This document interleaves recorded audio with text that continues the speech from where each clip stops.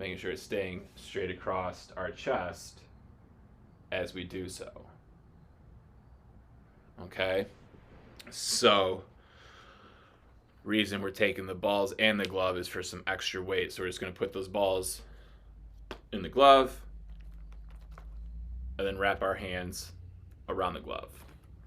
Okay? You can be sitting or standing for this exercise. Just make sure that no matter which position we're in, that our chest is nice and tall, we're sitting nice and upright, and we're not hunched over, we're not leaning forward, we're not leaning backwards, but we got nice and tall posture. Okay? They're just going to take that ball and glove up so that our shoulder to elbow is nice and parallel with the ground. And then we're just going to internally rotate, pause for 3, 2, 1, bring it back up, 3, 2, 1, 3, 2, 1, 3, 2, 1, 3, 2, 1, 3, 2, 1, 3, 2, 1, 3, 2, 1, and so on. My squatty potty is going to act as if it's my step. This exercise is going to focus on the shoulders, scaps, and core. So we're going to imagine that I'm like either in the basement or on the main floor going upstairs if you live in a 2-story. So I'm on the flat part, and this is the first stair, and then the second stair, and then the third and fourth, and so on. So I'm going to be, yeah, you guys can still see that. I'm going to be right here in a push-up position, right above the first step. Okay? If I was to do a push-up, my chin or my neck would be very close to hitting that first step on the top of it. Okay? So we don't want to be too far away, because what we're going to be doing is we're going to be stepping up and down that step. So if we're too far away from it, we're going to be doing a lot of this, and we don't want to. We want to be going more or less straight up and straight down.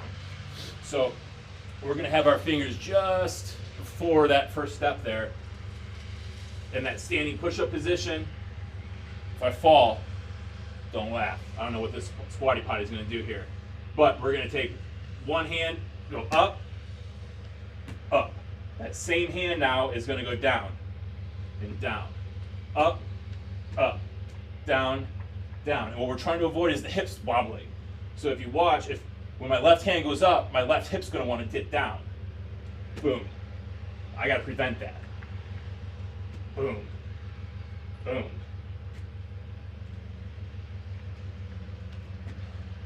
And that's where the core comes in. If you're not activating or having a tight core, your hips are going to rock. So obviously our standard push-up, our arms are getting just about outside of shoulder width away, and we're bringing the whole body down and coming up.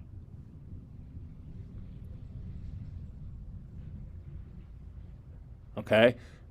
So you got your standard push-ups.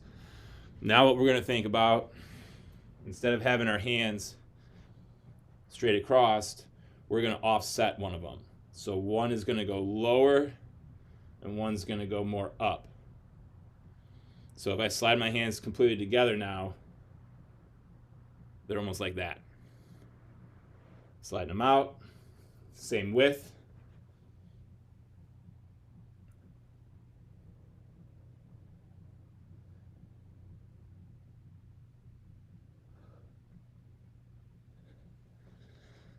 And then I can reverse that and do it again.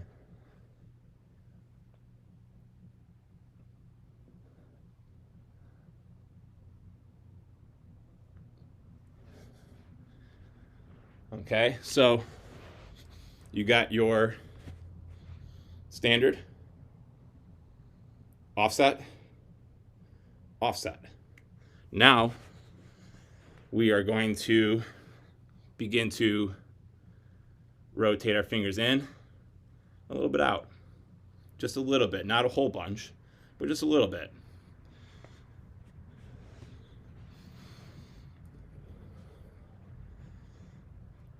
So instead of being here, I'm just going to go a little bit there.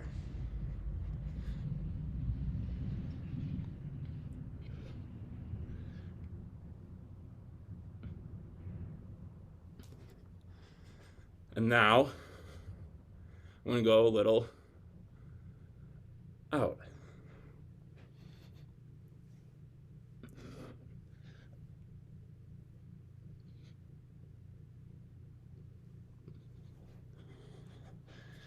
Okay, now we can also make our hands go a little further out than normal and a little further in than normal. So if I go, here would be my normal width, and I go a little bit wider,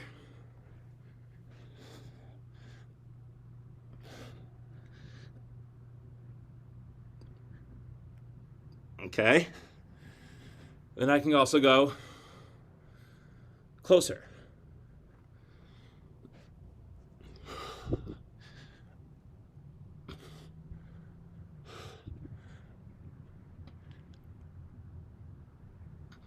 Okay, so there's some different styles of push-ups we can do. Okay, so I got that 90 degrees in my armpit. I got 90 degrees in my elbow. My back is flat up against the wall. Now I want to keep the top of my forearms on this wall. All right, at a certain point, if I go any higher, my forearms aren't going to be up against that wall anymore, so it's going to be my hands. I want those forearms. Boom. As high as you can get them to stay on there. With a little pause at the top. Controlling it back down.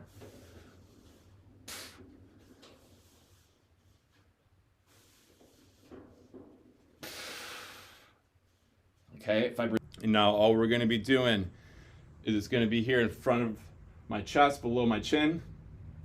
I'm going to raise it up and then bring it back to my shoulders. Up and forward, up and back. Okay, now we want to make sure when you're sitting, we are nice and tall with our sit. Okay, I am nice and upright. Okay, we don't want to be hunching over. We don't want to be leaning back. We don't want to be, as the arms coming up and in front, be leaning back and then going forward to bring it behind us. We want to stay nice and tall the entire time. My back's not moving. It's just my arms, okay? Is going to be starting in that 90 degrees in the armpit, 90 degrees in the elbow, arms straight across our chest and our back. This is the starting position. Let me raise this up a little bit. This is the starting position, okay? That 90 and 90, and we're going to raise it straight up over my head, okay? And noticing that I'm not bringing the elbow in, I'm just raising the hand up, hand down, up, hand down, up, 1, 2, 3, down, 1, 2, 3, 1, 2, 3, 1, 2, 3, 1, 2, 3, 1, 2, 3. We're going to use our baseball bat for that. Okay? So we want to be able to sit on something where our top of our leg can be nice and flat. We're going to take that bat with one of our arms, and then we're going to rest our forearm onto that knee, or onto that leg rather, having our hand be hanging off of in front of our knee. Okay? Now there's multiple different directions we can take this bat to work on our wrist strength and our forearm strength. Okay? What we're going to start with is sending it back and forth.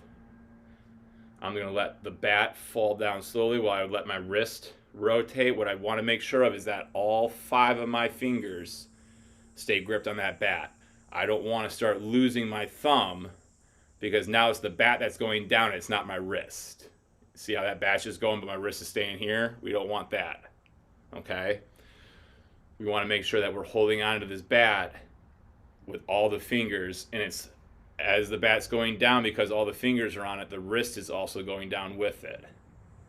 So we can see the difference in how now my wrist is going down. And we just go down until you feel one of your fingers going to leave, either the pinky or the thumb. And once that happens, boom, now we bring it up with just the wrist, not bringing it up with the arm. Okay? Just the wrist. And we're bringing it all the way as far back as we can with just the wrist bending, not the arm coming up. And then again, just the wrist is bringing it back out. Boom. Boom. We want to go under control. We don't want to go too fast with this, otherwise it's just going to fall. And we're not going to be able to control it, which is what's going to make it stronger.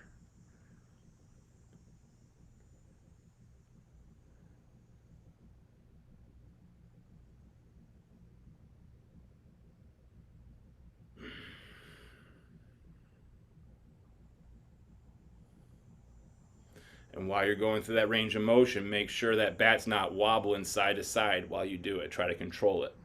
Okay, so you got back and forth.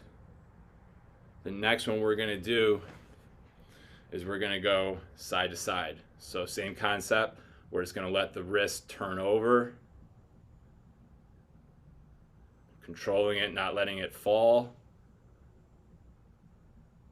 Keeping all those fingers on it as far around as you can go. And then bringing it back up and around, not too fast, under control. And now we do the same thing the other way.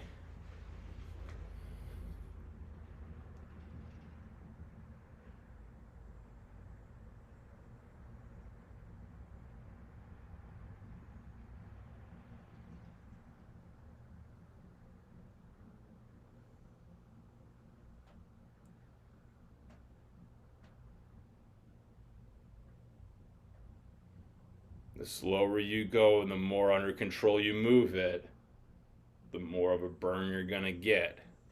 So this should not be for reps, this should be for time. And we should be thinking probably about a minute to a minute and a half.